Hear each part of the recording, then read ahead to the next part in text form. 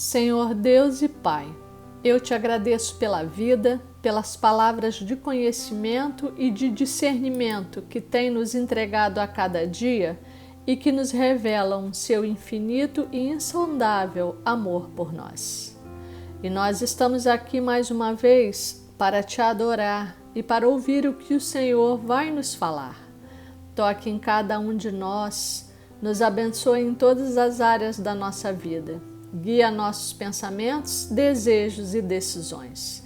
Em Atos capítulo 3, vemos a passagem em que Pedro e João curam um coxo de nascença e que ele, de um salto, se pôs em pé, entrando com eles no templo, saltando e louvando a Deus. O Senhor é um Deus de restauração e é seu desejo restaurar tudo o que foi perdido. E isso ocorre desde a queda do homem por meio de Adão para o pecado, quando não havia maldade, falta das coisas, guerras nem doenças. Restaurar aponta para um estado melhor e mais perfeito do que existia antes. Pode ser que Deus não restitua exatamente a mesma coisa perdida ou a mesma pessoa, mas a sua palavra nos mostra que é a sua vontade restituir ao que perdeu muito mais do que foi perdido. E vemos esse princípio no livro de Êxodos, capítulo 22, verso 1. Se alguém furtar boi ou ovelha e o abater ou vender, por um boi pagará 5 bois, e 4 ovelhas por uma ovelha, tecendo ainda as minúcias da compensação a quem sofresse ilegitimamente a perda das coisas. Embora sejam regramentos do tempo da lei dirigidos aos primeiros povos, o princípio da restauração e da restituição permanece vivo e permeia as nossas vidas com o Senhor. Jesus, ao descer à terra como homem, despiu-se da divindade, mas após a sua ressurreição e ascensão aos céus, foi restituído de toda a glória, porque ele é e sempre foi Deus. E já aqui fica para mim e para você esse ensinamento. Se você perdeu algo ou se alguém te tirou alguma coisa, exponha a situação ao Senhor, converse com Ele e peça a restauração, porque esse princípio revela a vontade de Deus. O entendimento de que quando sofremos uma perda, uma doença ou um revés é vontade de Deus, porque Ele está nos condenando por algum ato mau ou por algum pecado, ainda que praticados no passado, não vem de Deus. Ele não é vingativo e não nos pune pelos nossos erros e pecados, porque é infinitamente bom e cheio de amor por nós. Na cruz, Deus fez recair em Jesus a nossa culpa, o nosso pecado e todas as doenças e enfermidades. Em contrapartida, fez colocar sobre nós a justiça e a pureza de Jesus Cristo, segundo a carta aos Coríntios 5:21. E fez isso por amor a nós, para que fôssemos livres, pelo nosso bem-estar, pela nossa saúde e alegria, e para que tivéssemos vida plena nele, em Deus. Aleluia! Então, meu irmão e minha irmã, como conceber no coração que esse Pai amoroso a esse ponto venha querer o nosso mal? Deus é zeloso, cuida de nós com respeito, carinho e gentileza. E é seu desejo que estejamos bem e que sejamos próximos em todas as áreas, e não que venhamos a sofrer e experimentar perdas. Em Joel, capítulo 2, verso 25, o Senhor Deus diz que vai restituir os anos que foram consumidos pelo gafanhoto migrador, pelo destruidor e pelo cortador. Nos tempos atuais, todos nós temos visto a crise se abatendo sobre as pessoas em todos os lugares do mundo e o gafanhoto devorando negócios, investimentos, finanças e empregos, como se fosse o grande exército espiritual avançando pelo mundo. Mas isso não vem de Deus, não, pois ele disse que vai restituir os anos que comeu o gafanhoto. Jesus, por onde passou, nunca fez ninguém ficar pobre e nunca passou falta das coisas. Ao contrário, só trouxe a abundância das coisas, fez prosperar e multiplicar, como naquela ocasião em que alimentou mais de 5.000 pessoas, abençoando 5 pães e 2 peixinhos. Meus irmãos, Deus é a fonte de toda a provisão. Ele é eternamente rico de todas as bênçãos, de todos os benefícios, e todas as dádivas provêm dele, que é sempre próspero. E ele está sempre nos encorajando, curando, auxiliando, restaurando e salvando. E se ele diz que vai restaurar os anos perdidos, o tempo perdido, assim será, pois essas são palavras do Senhor. Então creia, os próximos dias, meses, anos e os próximos tempos serão melhores do que os tempos passados. Glória a Deus. Voltai à fortaleza, ó presos de esperança. Também hoje vos anuncio que tudo vos restituirei em dobro. Zacarias 9:12.